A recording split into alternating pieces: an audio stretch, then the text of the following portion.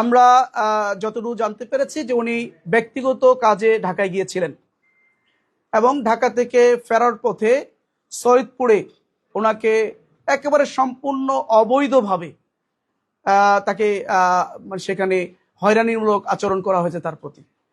দেখুন, একজন ব্যক্তি তার ব্যক্তিগত টাকা তিনি নিয়ে আসবেন, এটারে বিমানে আসবেন, ট্রেনে আসবেন, নাকি উনি বাসে আসবেন, না কিভাবে আসবেন, এটা তার ব্যক্তিগত বিষয়। উনি তো কোথাও টাকা বিতরণ করতে গিয়ে কোনো কিছু হয়নি, ওনার ব্যক্তিগত টাকা, উনি ব্যবসায়িক টাকা উনি ঢাকা থেকে ওনার নিয়ে ঠাকুরে আসতেছেন। এইটাতে তাকে আটক করে জিজ্ঞাসাবাদ করা, তাকে হয়রানি করা, এটা আমি মনে করি একটা দুরভিসন্ধিমূলক আচরণ।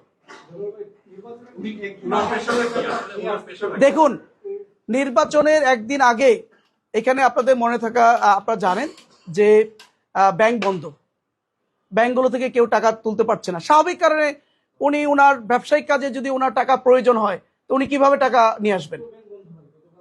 না, উনি তো আজকে উনি শিক্ষকতাও করেন,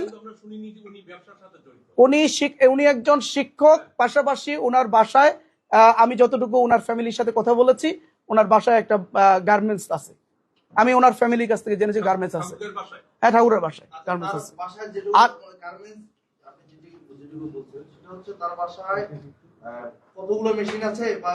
এটা তো আমার জানার কথা না ভাই, এটা তো হলো না, আমি বলতেছি যে উনার বাসায় কতগুলো মেশিন আছে, কতগুলো কাপড় আছে, কত টাকার উনার লেন, এটা তো আমার জানার কথা না।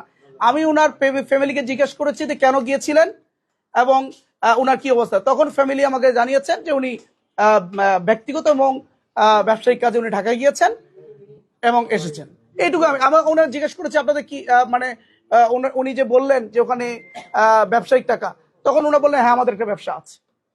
আর সবচেয়ে বড় কথা হলো, এটা যদি অবৈধ হতো উনি তো বিতরণ করতে গিয়ে কোথাও ধরা পড়েনি, ওনার ব্যক্তিগত টাকা আনতে গিয়ে।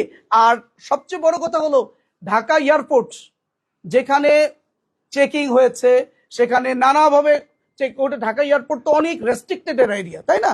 ওখানে তো একজন মানুষকে নর্মালি ছেড়ে দেওয়ার কথা না। নিঃসন্দেহে ওখানে চেকিং হয়েছে। আমি যতটুকু জানতে পেরেছি এখানে যে ওখানকার দায়িত্বরত যারা আইন শৃঙ্খলা বাহিনী, তারা এটাকে লিগালিটি দিয়ে ওনাকে ওখান থেকে মানে ছেড়ে দিয়েছেন। ওখান থেকে উনি ঠিকই যথারীতি সৈয়দপুরে আসছেন। সৈয়দপুরে এসে তাকে হয়রানি করাটা একেবারেই দুরভিসন্ধিমূলক এবং এটা আমি মনে করি এটার মধ্যে কোনো ষড়যন্ত্রের গন্ধ আছে।